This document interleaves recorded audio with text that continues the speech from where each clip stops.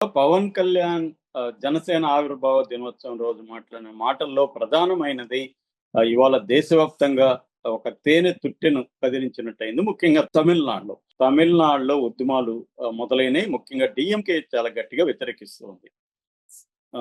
ఇప్పుడు పవన్ కళ్యాణ్ దాన్ని విమర్శించడం, తమిళ వాళ్ళు హిందీని ఎందుకు వ్యతిరేకిస్తున్నారు? అట్లా అనుకుంటే హిందీలో డబ్బింగ్ ఎందుకు కావాలి? ఉత్తరాఖండ్ నుంచి డబ్బులు కావాలి. కానీ వాళ్ళ భాష వద్దంటే ఇదెట్లా? ఇది హిపోక్రసీ కదా! అని ఆయన డైరెక్ట్‌గా అటాక్ చేశారు. సో, దాంతో తమిళ రాజకీయ నాయకులు ముఖ్యంగా డీఎంకే చాలా తీవ్రంగా వ్యతిరేకించింది. TKS Elango one DMK leader, అలాగే డాక్టర్ సయ్యద్ షఫీ ఉల్లా వీళ్ళు గట్టిగా అసలు పవన్ కళ్యాణ్‌కి ఏమీ తెలీదు. ఇతను ఒక అజ్ఞాని. 1968 నుంచి కూడా మాకు హిందీ లేదు. మాది 2 లాంగ్వేజ్ పాలిసీనే. మా అసెంబ్లీ 1968 లోనే తీర్మానం చేశారు. అప్పటి నుంచి కూడా మా ఎడ్యుకేషన్‌లో 2 లాంగ్వేజ్ పాలిసీ ఉంది. ఇతను అప్పటికి పుట్టి కూడా ఉండకపోవచ్చు. సో, ఇతనికి తెలీదు. ఇతను ఒక అజ్ఞాని అన్నట్టుగా వాళ్ళు మాట్లాడారు. కొద్దిగా ఆలస్యంగా టీబీకే తమిళగా వెట్రి కజగం ఎట్లైనా అనొచ్చు.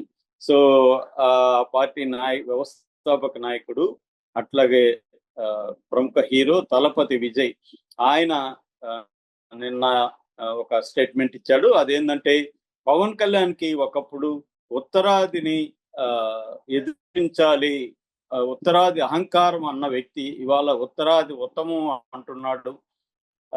సో, బీజేపీ ఆయన పార్టీ జనసేన ఆవిర్భావ సభ కావచ్చు కానీ అందులో అజెండా అంతా కూడా బీజేపీదే. కాబట్టి పవన్ కళ్యాణ్ నోరు మూసుకొని ఉంటే మంచిది అన్నట్టుగా మాట్లాడాడు విజయ్.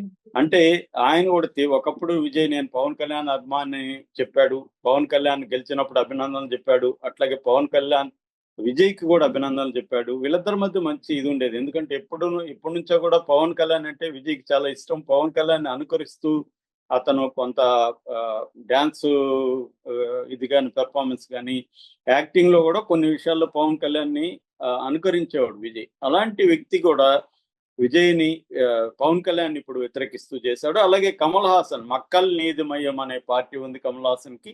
కమల్ హాసన్ కూడా భాష కోసం, తమిళ భాష కోసం తమిళ ప్రజలు తమ జీవితాల్ని, ప్రాణాల్ని త్యాగం చేశారు. అటువంటి చరిత్ర మాదని చెప్పాడు. అది వాస్తవం కూడా. 1938లోనే అప్పట్లో బ్రిటిష్ ప్రభుత్వం ఉన్న కాలంలోనే మద్రాస్ ప్రెసిడెన్సీలో కాంగ్రెస్ ప్రభుత్వం ఉన్నప్పుడు హిందీ భాషని ఇంపోజ్ చేశారు. ఆ తర్వాత 1961 అఫీషియల్ లాంగ్వేజ్ యాక్ట్ వచ్చింది. అఫీషియల్ లాంగ్వేజ్ యాక్ట్‌లో హిందీ కంపల్సరీ నేర్చుకోవాలన్నప్పుడు తమిళనాడులో పెద్ద ఉద్యమాలు వచ్చాయి. 1965లో తమిళనాడు అంతా కూడా అట్టుడికిపోయింది. దాదాపు 70 మంది చనిపోయారు. ఎంతోమంది దాన్నేమంటారు వాళ్ళని వాళ్ళు కిరోసిన్, పెట్రోల్ పోసుకొని తగలబెట్టుకున్నారు. సెల్ఫ్ ఇమోలేషన్ అంటారు. అలాగా చనిపోయారు. సో, ఆ స్థాయిలో తమిళనాడులో వ్యతిరేకత వచ్చిన తర్వాత ఆ వేడిలో 1967లో డీఎంకే అధికారంలోకి వచ్చింది. 68లో డీఎంకే అసెంబ్లీలో ఒక తీర్మానాన్ని పాస్ చేసింది. అదేంటంటే మాకు 3 లాంగ్వేజ్ ఫార్ములా ఇష్టం లేదు. మాకు 2 లాంగ్వేజ్ ఫార్ములాని పెట్టుకుంటాం. Tamil plus English. ఇంగ్లీష్ ఎందుకంటే ప్రాక్టికల్ పర్పసెస్ ఉద్యోగాలు కావాలంటే హైయర్ ఎడ్యుకేషన్‌లోకి వెళ్ళాలంటే ఇంగ్లీష్ కంపల్సరీ కాబట్టి ఇంగ్లీష్‌ని, తమిళ్‌ని పెట్టుకున్నారు. హిందీ అనేది ఐచ్ఛికం. ఎవరైనా నేర్చుకుంటే మాకు అబ్జెక్షన్ లేదు. ఇది కూడా గవర్నమెంట్ స్కూళ్ళల్లో, గవర్నమెంట్ ఎయిడెడ్ స్కూళ్ళల్లో పెట్టుకున్నారు. ప్రైవేట్ స్కూళ్ళల్లో హిందీ అయినా, సాంస్క్రిట్ అయినా నేర్పించొచ్చు. నిజానికి దక్షిణ భారత హిందీ మహాసభ పేరుతో దక్షిణ భారతంలో హిందీని అందరూ నేర్చుకునేవాళ్ళు. మనందరికి కూడా ఎంతో కొంత హిందీ రాని వాళ్ళు ఎవరు ఉండరు. వాళ్ళ భాష మనం ఎందుకు నేర్చుకోవాలి? ప్రాక్టికల్ పర్పస్‌లు ఉంటే ఎవరైనా నేర్చుకుంటారు. ఇప్పుడు నేను జర్మనీ వెళ్ళి ఒక 1 ఇయర్ ఉండాలి. నాకు జర్మన్ అవసరం కాబట్టి నేను ఎక్కడో వెళ్ళి జర్మన్ ఆ మధ్య నేను కాంగో వెళ్ళాను. కాంగోలో ఫ్రెంచ్ అనేది అఫీషియల్ లాంగ్వేజ్. నేను చచ్చినట్టు ఇక్కడ రామకృష్ణ మఠంలో చేరి ఒక నెల, 2 నెలలు ఫ్రెంచ్ నేర్చుకున్నాను.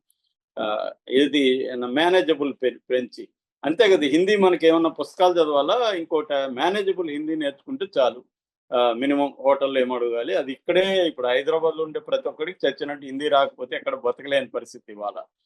సో, అది ఇప్పుడు ప్రాబ్లమ్ ఏందంటే మ్యూచువల్ ఉండాలి. ఇప్పుడు హిందీ వాళ్ళు సౌత్ ఇండియా వస్తే మనం హిందీలోనే మాట్లాడాలి. మనం నార్త్ ఇండియాకి వెళ్తే మనం హిందీ మాట్లాడాలి.